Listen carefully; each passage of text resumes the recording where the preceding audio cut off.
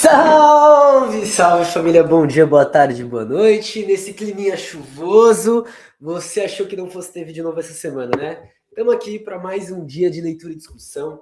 A gente vai continuar Redes e Ruas, mídias sociais e ativismo contemporâneo, do Paulo Gerbaldo, traduzido pela Daphne Mello e publicado pela editora Funilaria e talvez esteja até com 50% de desconto. Vou conferir agora, enquanto gravo para vocês isso daí, essa informação, tá bom? Deixa eu só ver se meu microfone tá normal, tá de boa. Vamos lá, cadê? Pesquisar funilaria. Vamos ver se tá com desconto. Funilaria, livros com 50% de desconto. E o Redes e Ruas não tá. Mas tem vários outros livros da editora Funilaria com desconto, tá? Vocês estão vendo o estado do celular, né? Por isso que você precisa apoiar a caverna, família. Tá ligado? É isso. Bom, estamos aqui para mais um vídeo. A gente vai dar continuidade, então, para esses episódios de leitura e discussão. A gente está trabalhando com o Paulo Gerbaldo, discutindo, então, né? Ele está desenvolvendo as argumentações dele, falando muito sobre a questão de liderança, né? A pré-conclusão dele é muito sobre liderança e a rede social se tornando meio que o centro do bagulho. E ele traz um tom crítico ao mesmo tempo que aponta as importâncias, o que aconteceu e qual foi o desenvolvimento do negócio, né? Por isso eu vou trazer aqui para a tela nosso texto. Queria lembrar vocês, é óbvio, né? Vai estar passando os recadinhos aí, a gente sempre deixa na descrição, mas curte, comenta, compartilha e fica de olho nas coisas aí. Que tem podcast, tem Clio Operária, tem Autonomia Literária, tem nosso livro, tem nosso apoio coletivo, tem nossas redes sociais. Só olhar aí embaixo ou na descrição, beleza? Hoje, nessa semana, como eu tô adiantando tudo para a questão de entrar de férias efetivamente, a gente vai dar um pouco de corrida nos textos, tá? E aí é isso, mas vamos lá. Quando Mark Zuckerberg, né, da Meta, desenvolveu a primeira versão do Facebook lá em Harvard, o que pretendia era atender a desejos de jovens estudantes por paquera e amizade. Era o Tinder dos garotos nerdola feio, né?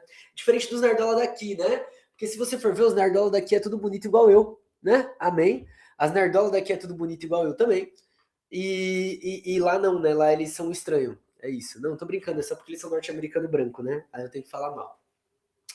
De fato, esse ainda é, em grande parte, o tipo de desejo que anima a maioria dos usuários do Facebook. Não só do Facebook, né? O Twitter é um bom aplicativo, era um bom aplicativo de flerte. Enfim, é aquela velha frase que a juventude, não, né? Uma galera até mais velha que eu gosta de usar, né? Qualquer rede social dá para flertar se você tiver vontade suficiente, né? Para muitos movimentos sociais contemporâneos, no entanto, a mais popular de todas as redes sociais passou a ser uma plataforma para organização política e mobilização de massa, o equivalente ao que a página de contra-informação Indimídia foi para o movimento antiglobalização, como um ponto de contato entre ativistas, apoiadores e simpatizantes, uma arena para discussões públicas. Hoje, talvez, inclusive, isso tenha se retrovertido, né? Porque a galera não pira mais muito no Facebook. Eu voltei a usar bem de leve. Eu tô tendo uns amigos, inclusive, mais velhos e mais novos que estão usando. Mas uma galera da militância, assim, mais que tá usando, né? Que eu tô vendo, assim. E uma galera dos interiores. É muito louco, a galera do interior usa bastante o Facebook. Interior de São Paulo, pelo menos, né? O contraste entre o indie media e o Facebook evidencia imediatamente uma diferença importante entre esses movimentos. Enquanto os ativistas que usavam o indie media estavam se dirigindo a um público já politizado, os ativistas contemporâneos que usam o Facebook tentam recrutar e treinar, preparar para a ação política nas ruas. O número de seguidores entre jovens não politizados, representado pelo Shabab al-Facebook egípcia, que é o que a gente discutiu no capítulo 2, que você vai ver lá no episódio 9, 10, 11, não lembro, por ali. Como vimos, antes da aparição do movimento no espaço público, páginas do Facebook e grupos como o Kulena Khaled Said e Democracia Real Já agiram como um ponto de encontro emocional em torno do qual se condensava uma identidade comum, capaz de reunir simbolicamente um círculo diversificado de participantes dispersos e individualizados. Além disso, tem sido um trampolim para a construção de um ímpeto que facilita o salto para as ruas, na palavra de ativistas espanhóis. O uso do Facebook varia muito entre os movimentos sociais estudados no livro, e isso a gente analisou. Conquanto a rede tenha desempenhado um papel chave na insurreição egípcia, uma função importante no caso dos gendados espanhóis, quase não teve participação na fase preparatória do Occupy Wall Street, em razão do desprezo dos ativistas estadunidenses. O motivo pelo qual os ativistas recorrem ao Facebook para recrutar participantes é bastante fácil de entender de uma perspectiva puramente estética. O Facebook é a mais popular de todas as redes sociais. Em 2011, tinha 1 bilhão de usuários globais. Poucas mídias dão acesso a um público maior e certamente não da maneira interativa que ele permitia, né? Antes, gente, era muita loucura, né? Facebook era um bagulho muito, muito da hora. Eu adorava. Eu jogava joguinho com a minha avó, a gente ficava trocando presentinho, tá ligado? Que a gente aprendeu no Orkut a fazer isso. E no Facebook a gente fazia isso. Eu jogava jogo com uma galera, assim, a gente trocava mensagem o dia todo, né? Quando eu voltava da escola. A gente ficava vendo as atualizações que viam, enfim. Ficava compartilhando muito meme. Tipo, o bagulho era muito louco.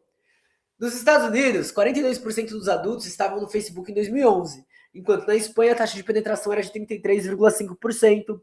E aí tem os dados segundo a International Telecommunications Union, Facebook e Arab Social Media Report. Comparado a esses países, o Egito tem uma porcentagem muito pequena de usuários do Facebook, apenas 4% da população adulta, embora em constante crescimento. Olha a diferença, que interessante, né? Não obstante essas diferenças, na época do estudo, o Facebook era, nos 3 países, a rede social com maior número de usuários. No caso do Egito, por exemplo, uma ínfima parcela de 0,15% era usuária do Twitter.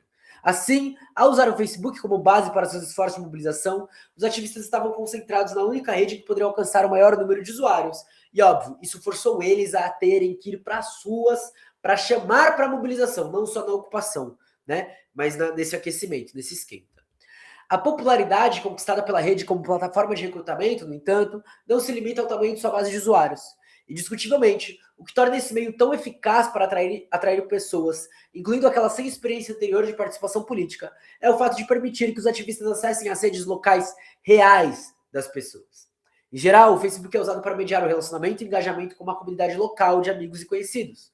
Articular conexões que têm uma base offline. É o que eu falei, né? Eu jogava com minha avó, eu saía, ficava trocando meme com os meus amigos ali do meu dia a dia. Tinha isso. Já a lógica do Instagram, por exemplo, é meio diferente nesse sentido, né? A lógica do Twitter é diferente nesse sentido. E manter e estender o capital social dos usuários. Bourdieu. Não sou muito fã, diga-se de passagem, de Bourdieu, mas vou marcar aqui porque eu tenho que ler ele em algum momento com profundidade, né?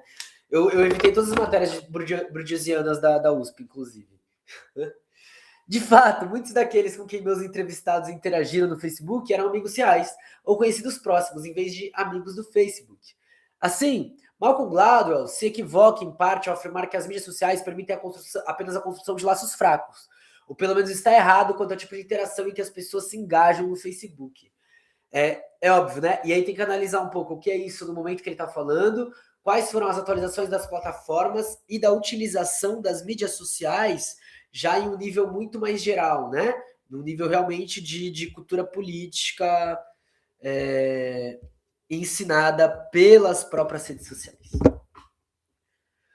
Simultaneamente, mesmo esses laços fracos podem vir a se tornar um veículo de mobilização. Como o sociólogo Mark Granovetter, em 1974, afirmou, é por meio de laços fracos que a informação é transmitida entre grupos, e não só dentro deles. Para Kate Latimer, ativista do Occupy, o Facebook permite que se compartilhem coisas com pessoas conhecidas apenas. O interessante é que ele permite que se revelem opiniões privadas e próprias para as pessoas com quem muitas vezes você se encontrou uma vez e sobre quem não conhece nada.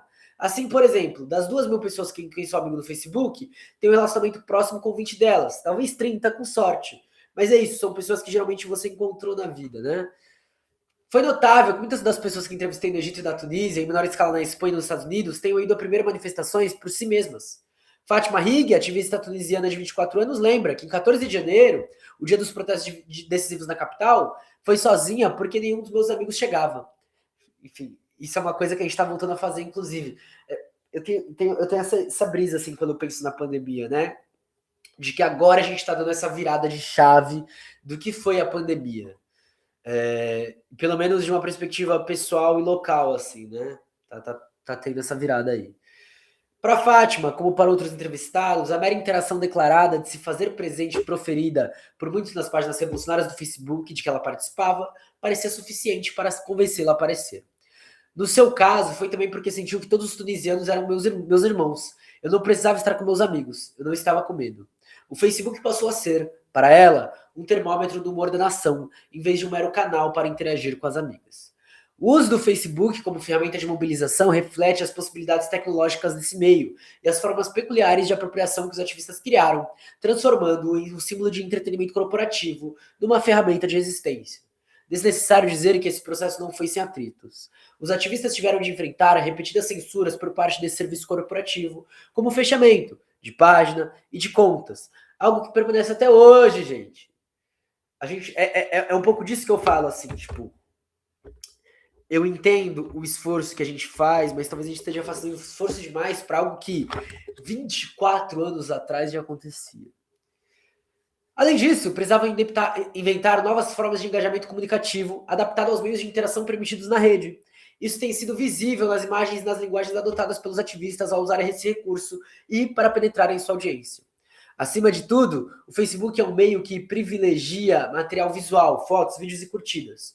Como, segundo Gonzalez, membro da Juventude Sem Futuro, na Espanha Observa, no Facebook não se lê um texto de 6 parágrafos. Você não compartilha isso. Ninguém faz isso. Aqui fizeram bastante, né? 2013, aqui tem bastante coisa assim. Mas se você escreve uma frase em uma imagem, as pessoas compartilham. É uma cultura de imagens, de instantaneidade. Isso é verdade. A galera prefere compartilhar foto do que texto. E por isso que eu insisto em compartilhar texto.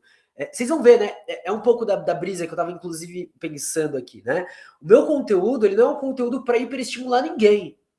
Eu tô falando mais devagar atualmente, tô lendo menos. A ideia é justamente fazer um pouco do movimento contrário de olhar e falar, foda-se. Não vamos ficar nessa fita né? Voltando então a Gonzalez, segundo Gonzalez, é uma cultura de imagens de instantaneidade. Para o ativista do Occupy, Andrew O'Connor, o desafio de usar a rede como um canal de mobilização é o fato de que o Facebook tem um público idiota. Isso é verdade. Isso não é verdade. Se você publicar uma foto estúpida, um post bobo, sempre haverá mais curtidas do que um post político que diga isso é realmente importante, veio hoje à noite ao parque. O problema é que é inconsciente. Em partes, gente, em partes, tá? Existe sim uma parte de inconsciência dentro desse processo. Existe uma parte do que é mais fácil de você mobilizar certas sensações, certos desejos, certas ideias, né? Isso é fato. Mas também existe o fato do próprio algoritmo, né? A gente não pode descartar isso. Mas continua então cadê? Andrew O'Connor. Isso é realmente importante ver hoje à noite ao parque. O problema é que é consciente. Mais pessoas vão gostar da imagem de um gato do que de uma mensagem do AWS dizendo que estamos sendo despejados.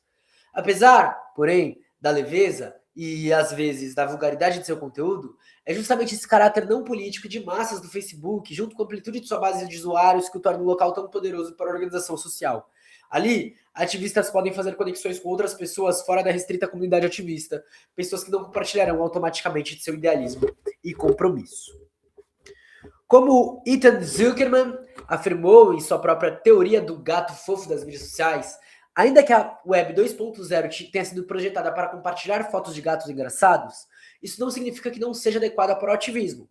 Existe um verdadeiro desafio do mundo dos gatos engraçadinhos. Torná-lo viral o ativismo provavelmente torná-lo engraçado, além de político e comovente.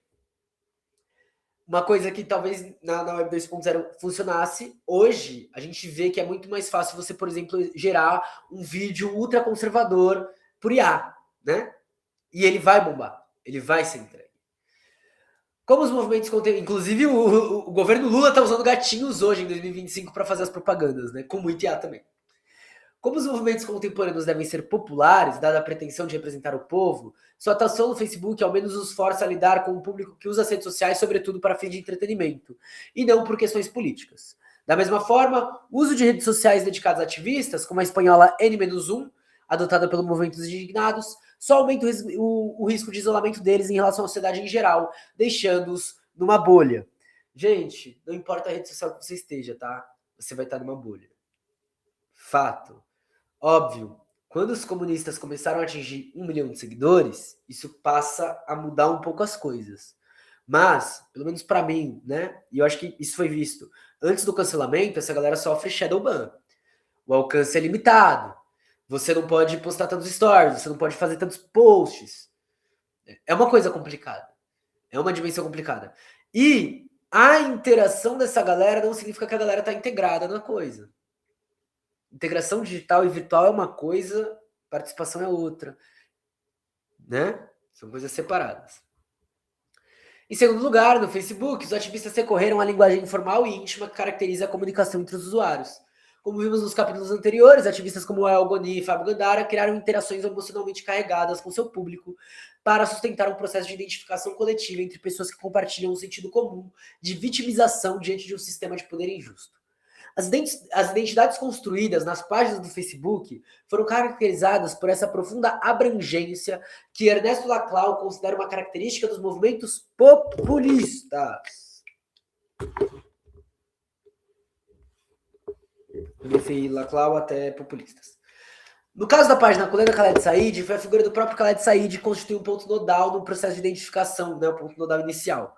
Mais tarde, a página recorreu ao imaginário da nação e do egípcio para construir uma identificação mais ampla, enquanto a força policial, odiada por diferentes setores da sociedade egípcia, passou a atuar como um ponto focal negativo, fortalecendo o sentido de solidariedade entre os participantes.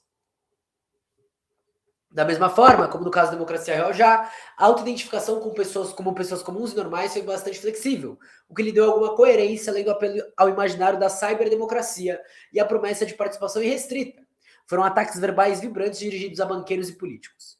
A coerência dessas identidades dependia, portanto, não de alguma forma de solidez interna, mas da oposição, nós versus eles, as pessoas contra o sistema. E embora possa se dizer que é populista, de certa forma também é muito real e muito concreto. Então, é muito pouco dizer, é populista, tá? É isso que eu quero dizer. Opa, calma aí, eu tava pulando uma parte aqui.